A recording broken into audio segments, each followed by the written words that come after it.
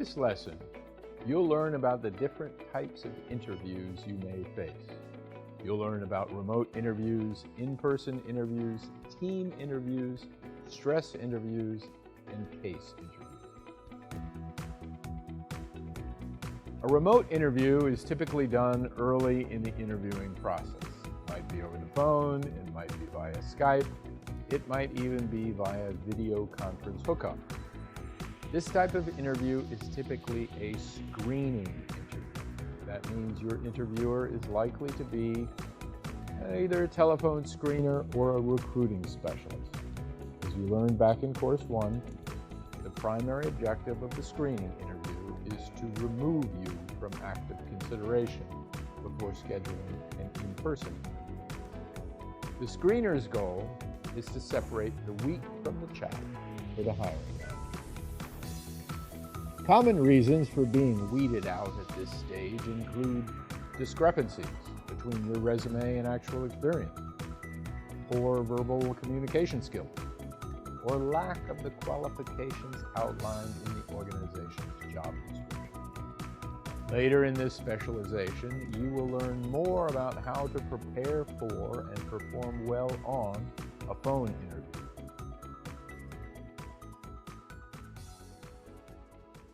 The in-person interview is on-site at the company's location. You may be interviewed by multiple people, one at a time. You may be interviewed by a panel or team of people. You may be interviewed by a single hiring manager. You may be scheduled for multiple in-person interviews over a series of days or even longer.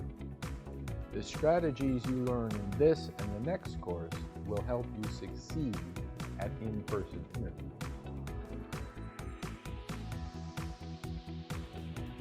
A unique format for the in-person interview is the team interview or panel interview.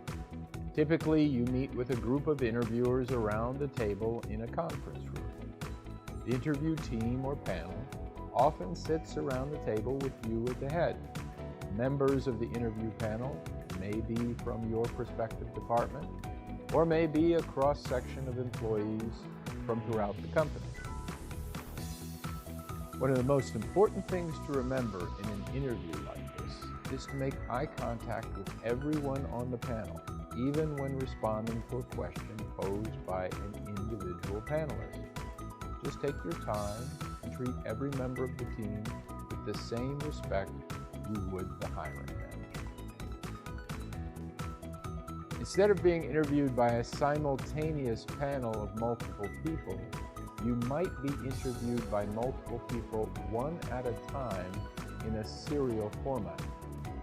If you're asked many of the same questions, but by different people, be sure to vary your answers. Use your preparation. Talk about different projects, different experiences, different successes, and even different failures. Otherwise, when the individual interviewers meet to compare notes, you'll come off as one-dimensional. Instead, use the serial interview format to showcase your adaptability.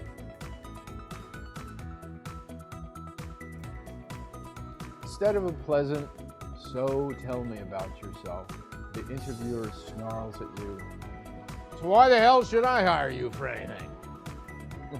Welcome to the so-called stress interview. Many of you, depending on the positions you're targeting, will never face a stress interview. If you're not interviewing for a job as a stockbroker or an air traffic controller or a prison guard, then you might, never face a stress interview. Or not. Maybe you're going for a technical position and you're thinking, have they served me up one of those questions like, how many grains of chromium pyruvate would fit in a 19th century English finger bowl? Well, that's going to be a real stress interview. Or maybe you just think, any interview in English, that's a stress interview. But no, the stress interview is a specific format designed to evaluate how you respond to hostility, how you respond to terrible conditions, high-pressure stress, a client screaming at you because he lost money on your stock recommendation, 3 jet airliners whose pilots don't seem to speak much English, a prison lifer who's plotting ways to kill you. Those are extreme examples. But some companies use these interviews, these stress interviews, to find out how you handle stress. You'll know you're facing a stress interview if you're facing several interviewers who glare at you, or who fire questions at a rude, rapid pace, or if you face an interview who ridicules everything you say or challenges every answer, who stares out the window and seems to be completely uninterested in anything you have to say. Those are deliberate tactics to subject you to stress. The key to surviving stress interviews: remain calm, keep a sense of humor, and avoid getting angry or defensive. We have a saying in English: never let them see you sweat. Recognize the situation for what it is, nothing more than an artificial scenario designed to see how you react under pressure. It's a game to see if you will become depressed, hostile, or upset when facing adversity. You win the game by keeping your cool. Of course, if you're interviewing with a company that uses these techniques, you may very well question whether you would be advised to take a job with them in the first place.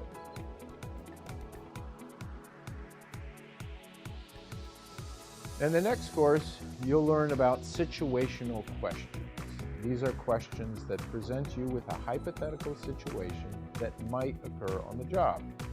The interviewer wants to see the extent to which you demonstrate the traits needed to successfully handle the situation. Now, many interviews feature one or two of these questions to see how you analyze an unfamiliar problem, see how you develop a strategy to solve it. However, some positions rely more heavily on these types of questions and present candidates with what is known as a case interview.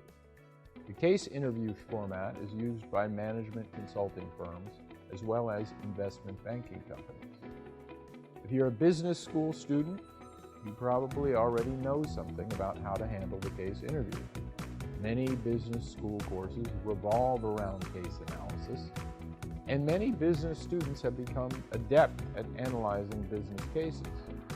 If you're targeting any of these big management consulting companies, you'll need to prepare for case interviews. These interviews evaluate the skills that are needed to succeed in management consulting. You'll need to demonstrate not only quantitative and analytical skills, but especially sophisticated interpersonal skills.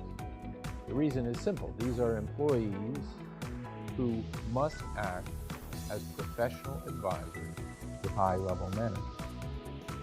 We do not focus on case interviews in this specialization, but if you feel you need extra preparation for these, then I'd recommend Victor Cheng's CaseInterview.com. Victor Cheng is a former McKinsey & Company management consultant, and his case interview preparation course has yielded notable successes for his students. In this specialization, we focus on the many flavors of in-person interviews, as well as the closely related remote interviews.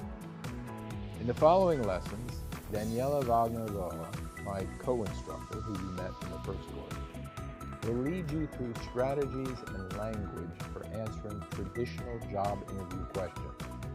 You may face these in remote interviews, but you will certainly face them in in-person interviews.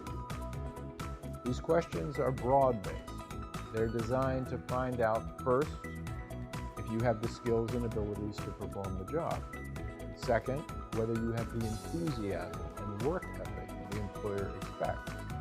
And third, whether you will be a good fit for the culture of the organization you're applying to.